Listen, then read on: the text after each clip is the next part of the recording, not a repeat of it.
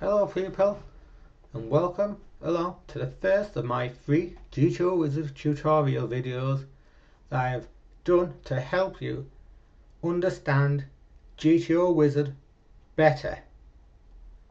If you've not yet got GTO Wizard, you can get it for a 10% discount through the link in the chat box below.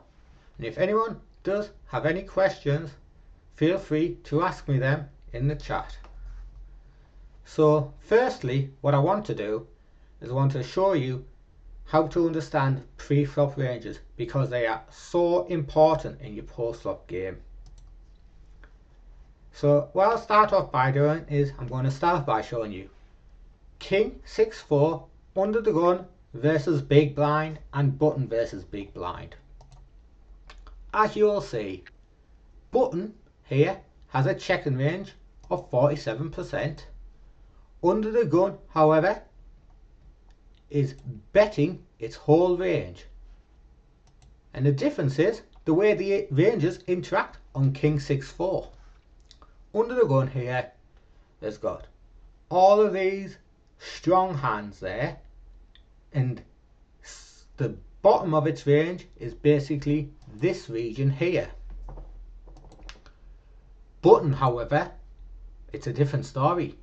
They've got a strong range there with these hands here, so they have the polarization advantage over the big blind, but then the big blind has got domination over the button with the middling hands there. As you can see in all of these here, they do it. Then these ones here, which is the super middling ones, they are the ones where button has got domination over the big blind, but they are super close. And then the big blind has got the trash way more than the button. But if you look here, you can just see these regions here are regions where big blind gets to dominate the button. However, if it's under the gun dominates the buttons in the middle regions. And this is what is so important in helping you understand games. So let's look at the ranges themselves. And we'll start off with under the gun. Now this is under the gun's range here, and what a lot of people try to do is understand a full range. But the way I like to do it, and the way a lot of people will do it, is they either memorize the frequency itself, which is 16.5%, or they just think of the bottoms of the range and go on from there. And this is what I call the bottom of an under the gun range. 9x suited, the strongest 8x suited, ace-3 suited, pocket fours, ace 10, king queen. And basically when you look at it there, it's the same story. 9x suited opens, strongest 8x suited open, ace 3 is mixing, pocket fours is mixing, there's a tiny little bit of mixing with ace 10. Now there's a bit of mixing with all of these hands, and you could then say, hang on, wouldn't you open pocket 2s? Wouldn't you open pocket 3s? Wouldn't you open 6-5 suited? 7-6 suited? 8-7 suited? Well, you could, but then you're going to open too wide. So if you think your opponents are all weak and won't do much free bet, you could get away with opening all of these hands pure, because you're going to see it flop quite easy. But if people have got a free bet range, then it's still important to maintain a frequency. And this is where what I do is I pick certain ones. So when you look at the range, this is 16.7% opening frequency, and what I've done here is I've made pocket 3s and pocket 2s pure fold. 8, 7, 7, 6, 6, 5 I'm pure folding. King, Jack, Queen, Jack, Jack 10 and pure folding. Ace 10 I'm pure of opening. King 8 I pure open. 10 8 I pure open. 9 8 I do. Ace 3. And so point being is there's some combos that I know mix a pure opens, other combos I know mix a pure folds. So now the next thing I'm going to talk about is how understanding this range can help you with following positions. So we know under the gun opens 9x suited. Well, under the gun +1 is basically going to open the hands that under the gun mixed. So King 8 was mixing under the gun. 10 8 suited was mixing under the gun. 9 8 suited was mixing under the gun. Ace 10, King Jack, pocket 4s. Basically all them hands that was mixing under the gun have became a pure open. And I mean these are still mixing to a degree.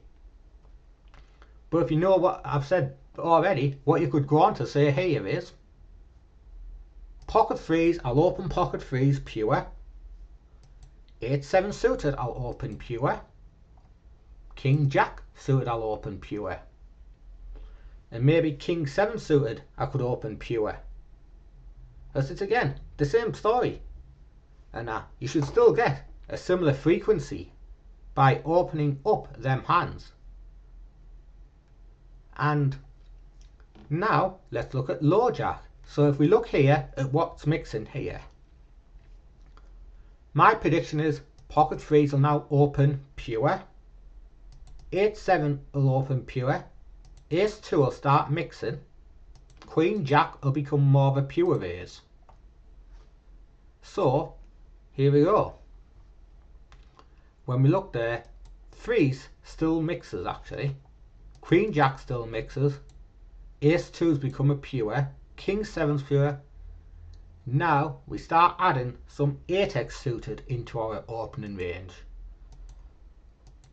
And then in the hijack, well, when you look at this, well, if we like this, we're going to be opening 10x's offsuits in the hijack, 8x suited pure in the hijack, and some 7x suited. And so can you see? There we go. 10x offs have now opened the hijack.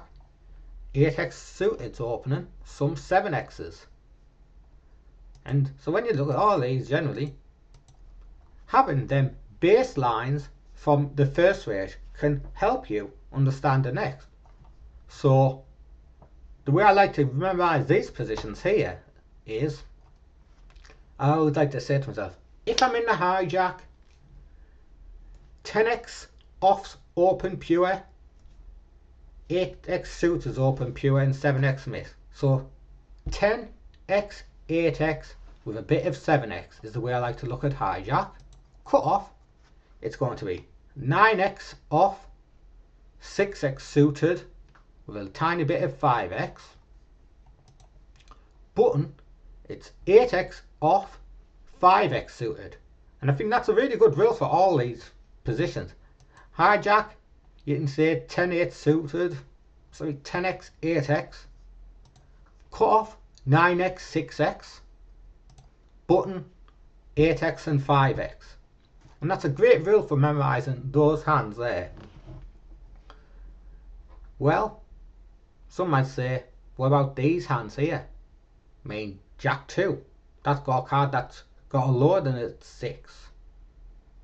I mean, another way I like to look at it, but I say with my overall button range, is the way I say it is, if I've got a broad way I open, if I've got an 8 I open, a strong 7 I open, or a suited connected hand. So let's go back into this. Now, instead of trying to memorize that whole range, what I say to myself is, if I've got a broad way that's suited, I'd open.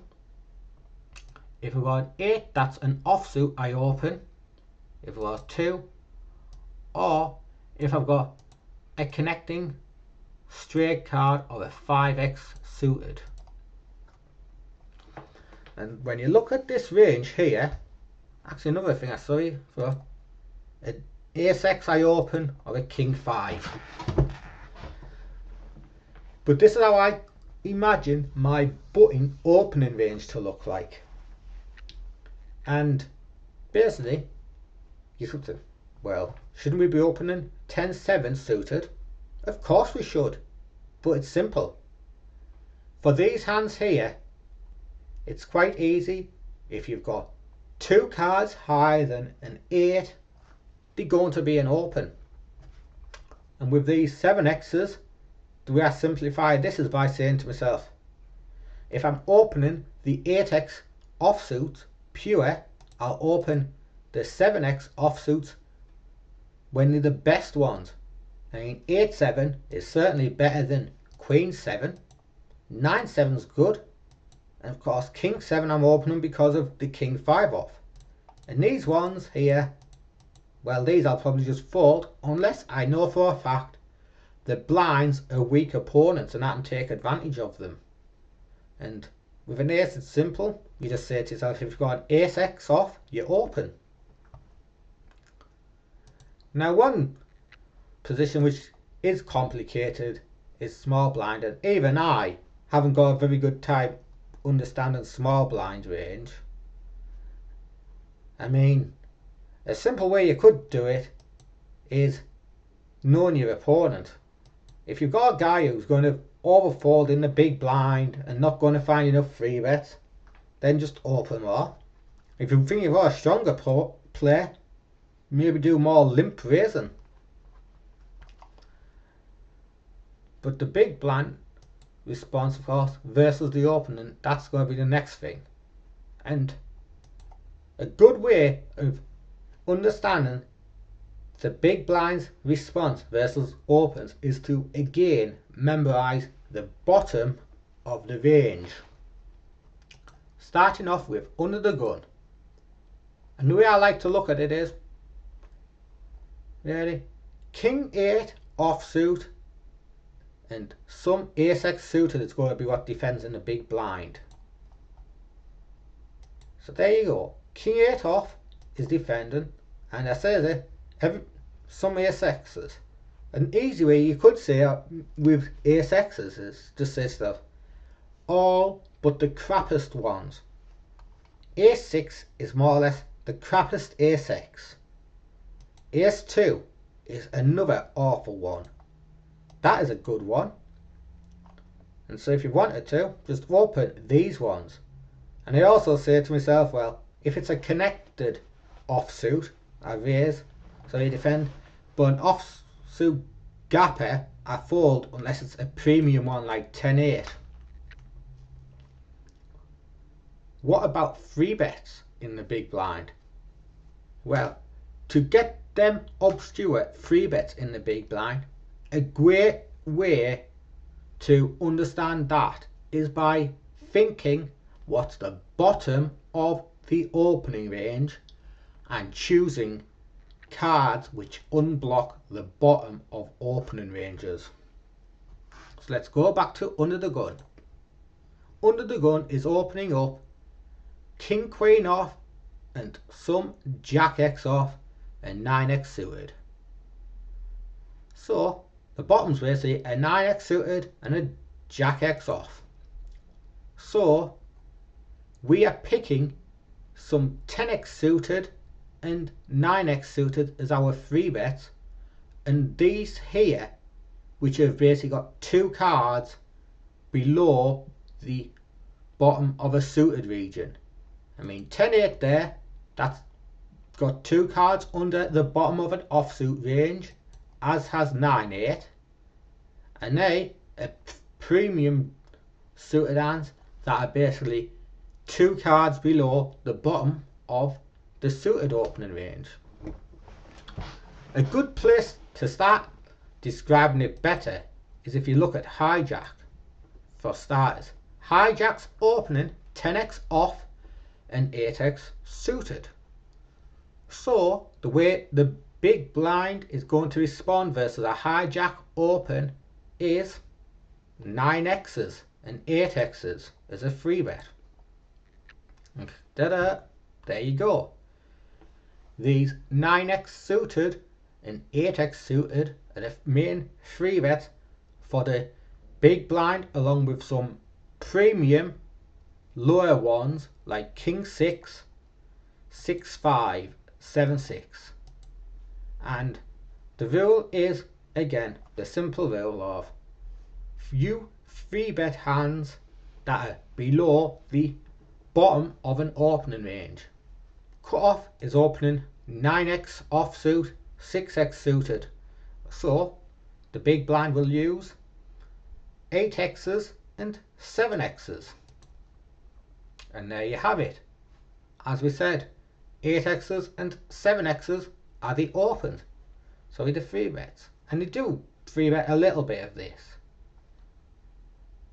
Button is 8x and a bit of 7x and 5x. So big blind's going to be 7x's, 6x and 5x itself. So there we go. All of these 6x's are 3-betting high. The weakest 7x suited do it, and some of the premium 5x's are doing it.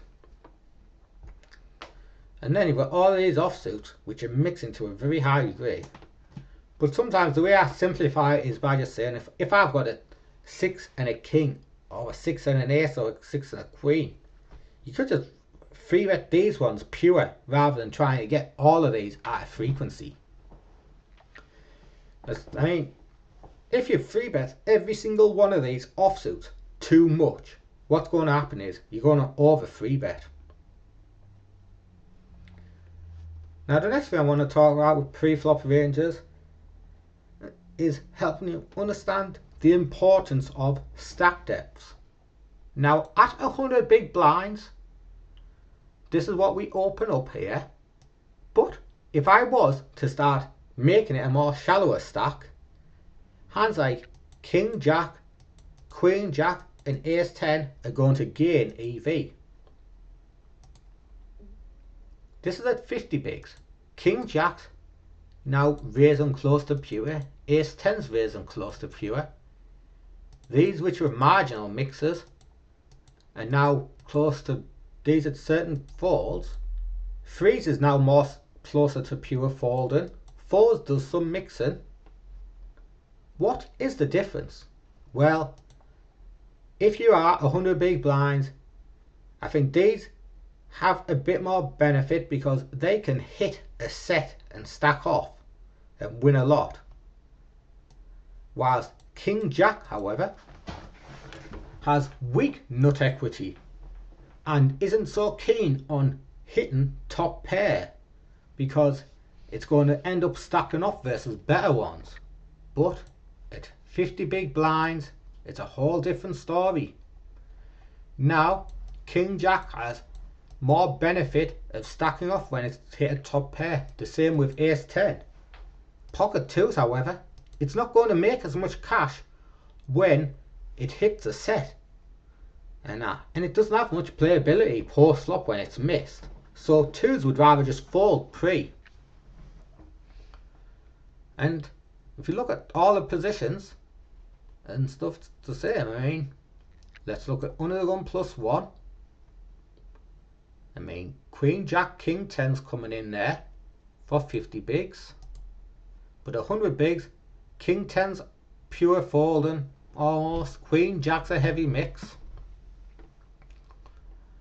Low jack, you get the suited hands mixing here, and they come in a little bit. Now let's go to 50. Now we want to play ace 9, king 10 off, jack queen off, are basically pure raises. Next up, hijack. So there we've got ace 8 off, king 9, 10 9. 100 big blinds, 10 9's a fold. Ace 8 doesn't do very well. I mean, 8 6 is raising there to 100. What's that doing at 50? That's still doing it. So it looks like they don't change. I mean, in the cut off, here's the one where you can start seeing it. These crapper 5x's it folds at 50 bigs, but they do a bit more raise than 100 bigs. But again, the big thing is 9x's at 50 bigs they raise pure, at 100 they don't. And one really interesting one is the buttons range. I mean, here at 100, 7x's are folding, 8x's are mixing. But there's 4-3 now folding at 50, 7-3, 6-3. I mean, what was it doing at 100? These were mixing. And then we go down to 30. There. I mean, pocket 2s was opening up at 100 bigs. 4-3 was opening up at 100. 5-3 was. Why are these now folding at 30 big blinds? It's quite simple.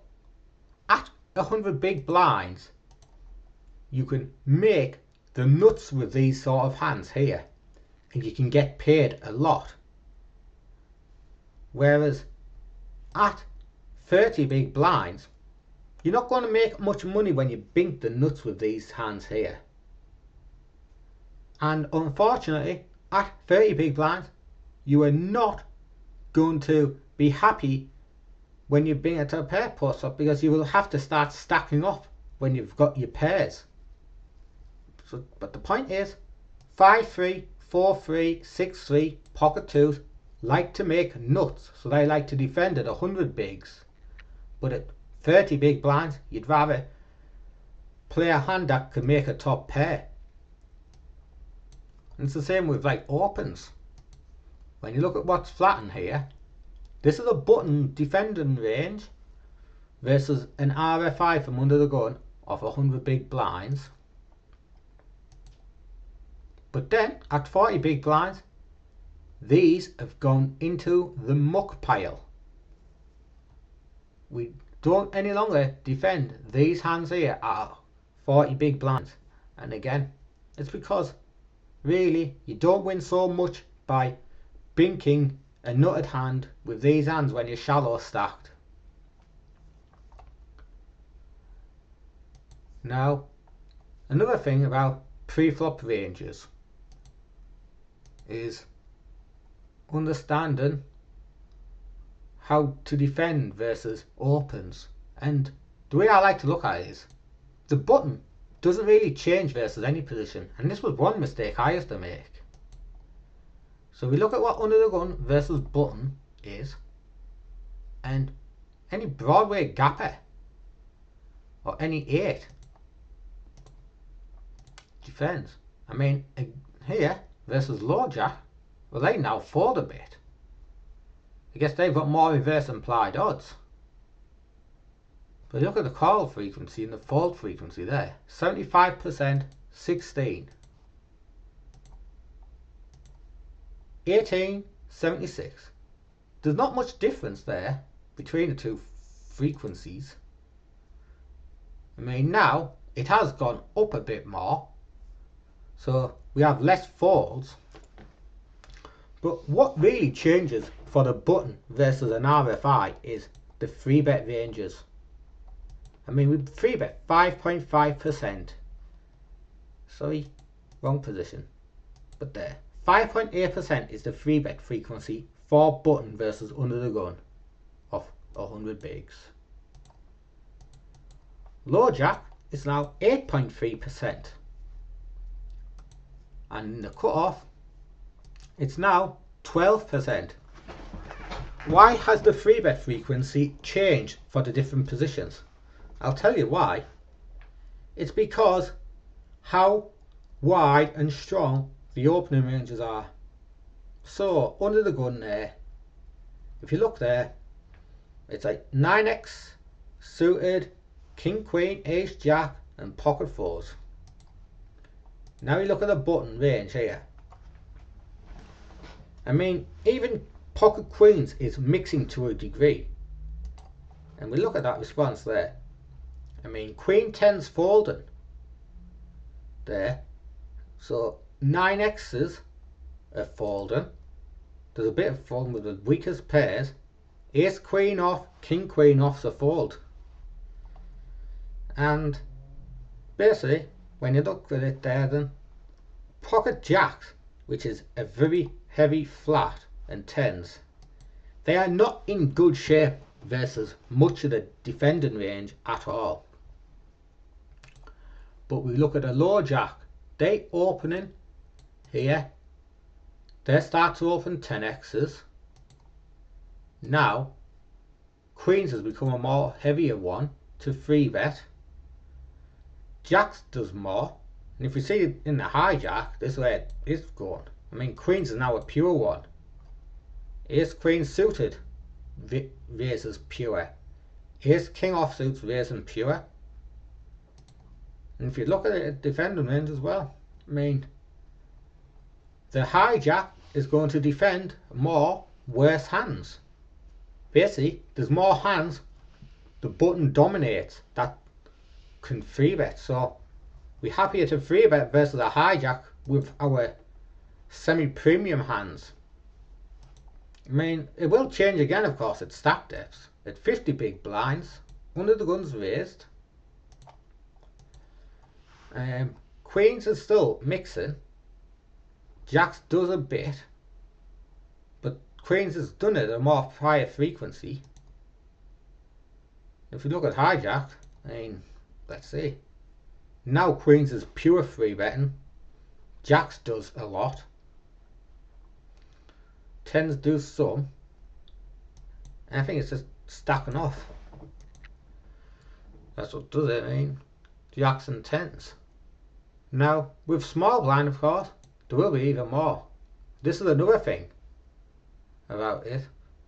I mean, our position is also going to change things. When you look at under the gun and stuff, let's have a look at UTG versus button and the small blind. So here we are, under the gun versus button, and these are what the button defends. But then small blind, that is going to defend a little higher. The small blind has put more money in than the button has, and it's got less people left to act, but it calls tighter than what the button calls. Why could that be? Well, I'll tell you why. It's because you're out of position. Equity realization is not going to be as easy. I mean, it's easier to realize your equity on the button, and whenever you've made a nutted hand on the flop and you're on the button, you are certain to put money in, because if under the gun bets, you get to raise. If under the gun checks, you bet. So being in position, you will defend more than out of position. I mean, there is all kinds of other different things in pre-flop that can affect ranges. You have ICM ranges which are going to affect things, and I mean, these like just the symmetric stacks here. I mean, under the gun's now opening 16%. I mean, let's look at the button. I mean, there's a little bit less on the button, but then we go down to 25%. I mean, 7x's of folds. I mean, there's under the gun range there. Now these weaker pairs fold.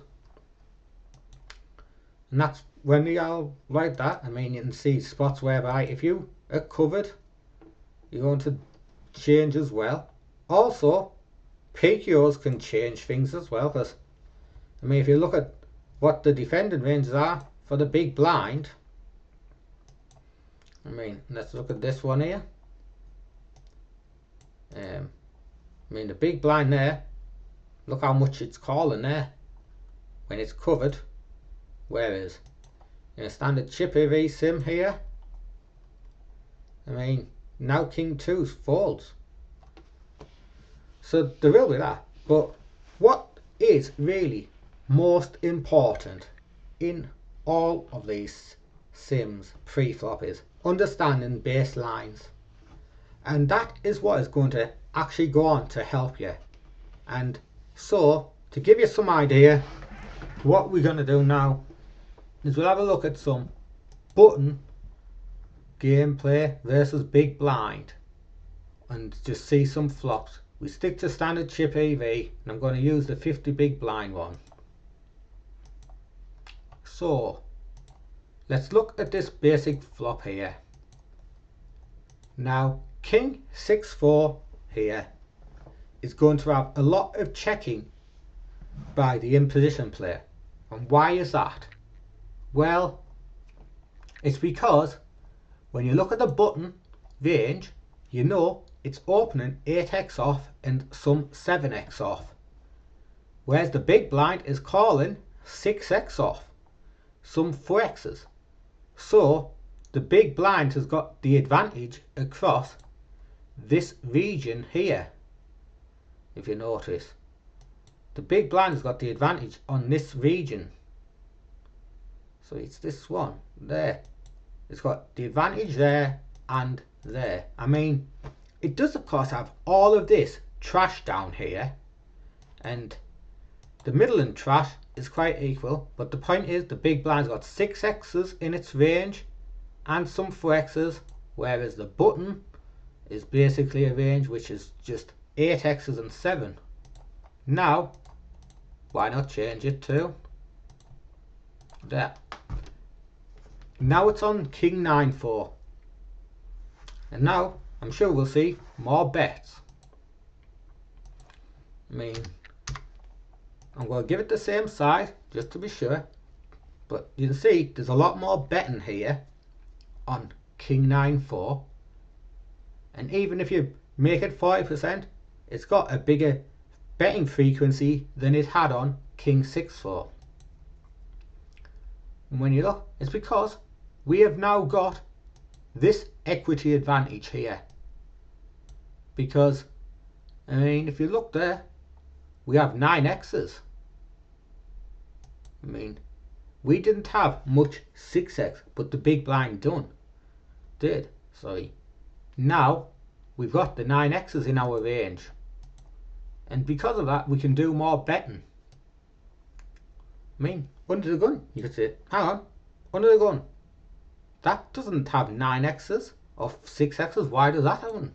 Well, of course, the difference with under the gun is they do not have all of this trash in the range. The button has got loads of these trash hands here. The under the gun range is folding the trash pre-flop, so it might not have the 6x's, but the point is basically the bottom of under the gun range is basically Queen 9, Jack 9, 10 9, whereas the bottom of a button range is something like 7 5, 8 5, 8 6, Jack 3, 10 3. The button's got so much more trash. And so yeah, the point is understanding pre-flop ranges can make post-flop decisions work, and it's the same with check raising in the big blind. So he's aboard now. King Jack 7 under the gun versus a button. We'll start off with under the gun versus button on King Jack 7 of 50 bigs. Now here, if I'm sitting here with King Queen, I'd probably say, oh, God, I'm just going to call here. But if it's basically button, it'll be a different story. So let's have a look, and we'll give the under the gun the C bet. And there's King Queen off. It's calling pure. Why? Because under the gun doesn't have a worse King X. Now I'll give it 40%, as we said in the other sim.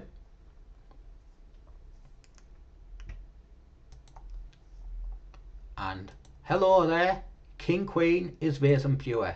King 10 is raising close to pure. King 9 does. I mean, well, we'll do is, I'll even give it the size. That's basically it. I mean, I'm just going to do it the normal size. But I mean, we can see it already. I mean, when you look here, pocket 10s there is folding, pocket 9s is folding, pocket 8s. and Jack 9. Look at all these folds here from under the gun versus that check raise. But here, second pair has to call pure. Some third pairs are defending. There's weaker top pairs in the buttons range. What I'm basically saying here is, again, because if you understand a pre-flop range, you can find check raising by the big blind with marginal value. As you can see it here, basically, if you see a king jack 7 and you're in the big blind versus under the gun, really, it doesn't make much sense to find much check raising because the in position range is strong. But here on king jack 7 button versus big blind, you're much happier to raise some middling king x hands because there's more worse king x in the buttons range as well as jack x and 7x's. And it can even help with your defense with back doors and stuff, because this is another mistake some people can make. Now let's have a look at back doors. If you look here, ace 9 with back doors is a pure fold. Queen 8 with back doors is a pure fold. As far as backdoor draws go, on king jack 7 under the gun versus big blind, if we defend a backdoor flush draw in the big blind, it has got to be with a pair. But here, however, look at it. The ace x's are now pure defense. Queen 8 is still a fold, but queen 6 and 10-6 are sneaking in as a raise. But what's really stand out here is these back doors here have got more ways to improve. I mean, you could hit an ace and go ahead of stronger ace x's, weaker ace x's on the buttons range, because the button has got all of these worse ace x's, and the button's also got more jack x's, so you can basically still hit an ace to go ahead of more of the value hands. And because it's got some 7x's, you can still have 2 overcards to the 7. But unfortunately, it's a different story here. I mean, under the gun doesn't have a worse ace x in its range apart from a couple of suited hands. It doesn't have many lower pairs in its range, so you can't really hit 2 cards very often at all. And it's only got a few jack x's. So again, it's not that good. But if you do call and you're hitting this, there's more reverse implied odds. Now we'll change it to say something like 10 king 7 3